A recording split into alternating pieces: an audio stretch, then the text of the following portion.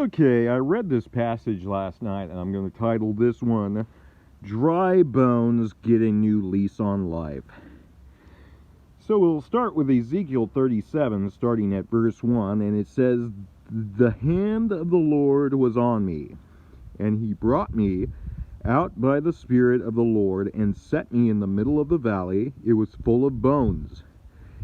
He led me back and forth among them, and I saw a great many of bones on the floor of the valley. The bones were very dry. He asked, 'Son of man, can these bones live?'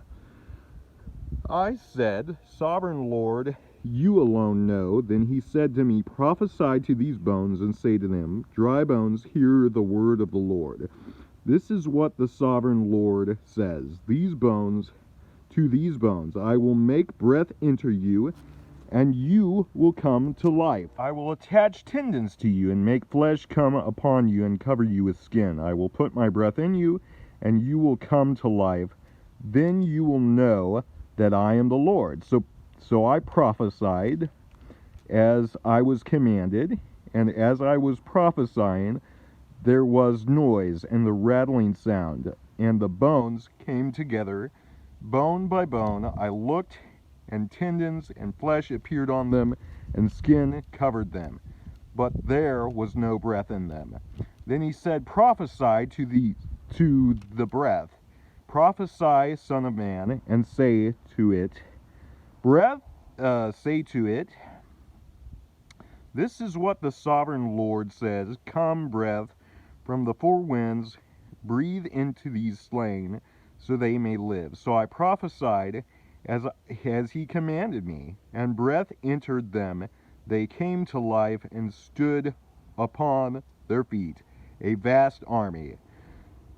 Then he said to me, 'Son of man, these bones are the people of Israel. They say, our bones are dried up, and our hope is gone. We are cut off. Therefore prophesy to them and say to them, this is what the Sovereign Lord says. My people, I am going to open your graves and bring you up from them. I will bring you back to the land of Israel. Then you will be my people, and you will know that I am the Lord. When I open your graves and bring you up from them, I will put my spirit in you, and you will live, and I will settle you in your own land. Then you will know that I, the Lord, have spoken, and I have done it, declares the Lord." Here we see this very interesting story. Ezekiel comes across this valley of dry bones all over the place, and basically the first time the Lord asks him, he says, "Can these bones live?" And Ezekiel's like, "Well, I don't know, only you know that, Lord." And so then the Lord said, "Prophesy to these dry bones and say to them, Dry bones, hear the word of the Lord. This is what the Sovereign Lord says to these bones. I will make breath enter you, and you will come to life." And so we see throughout that passage, several times God says, "Prophesy to these bones." And we see at the first time when he prophesied, we see what happened. "So I prophesied, and as I was commanded, and as I was prophesying, there was a noise and a rattling sound, and the bones came together bone by bone. And I looked, and tendons and flesh appeared on them, and skin covered them, but there was no breath in them." So that was the first time he preached to the bones, so to speak. And then the Lord told him again, "Prophesy to the breath, prophesy, Son of man, and say, this is what the Sovereign Lord says. Come, breath from the four winds, and breath enter these slain, and they may live. So I prophesied as he commanded me, and breath entered them, and they came to life and stood upon their feet, a vast army." Wow. That's kind of an interesting story, because we see first Ezekiel preaches one message. Basically, in our modern sense of language, we would say he was preaching a message to these bones who said, of these people who were dried up and their hope was gone. And, as Christians, we have that wonderful opportunity to preach the message of life to people. Jesus said, "I am the way, the truth, and the life. No one comes to the Father but by me." And so when we're sharing the gospel, it's like we're preaching to dry bones.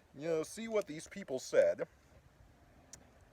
they said, our bones are dried up and our hope is gone. We are cut off. There are so many out there who feel like their hope is gone, they're dried out and cut off.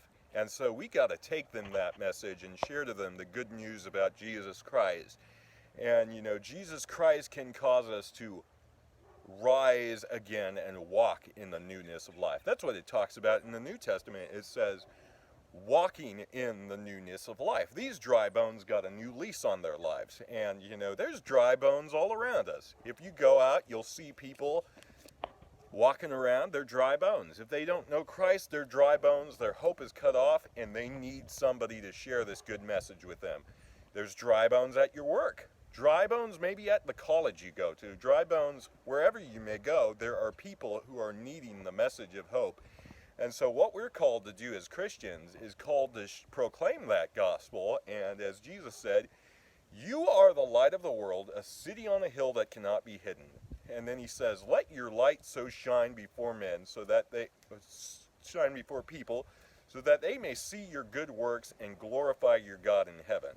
And so we have this wonderful privilege to share this message, and we might not be like the prophet Ezekiel in the Bible, who literally saw dry bones come to life, but we can see lives transformed by this gospel when we're faithful to share it accurately like we should. God bless.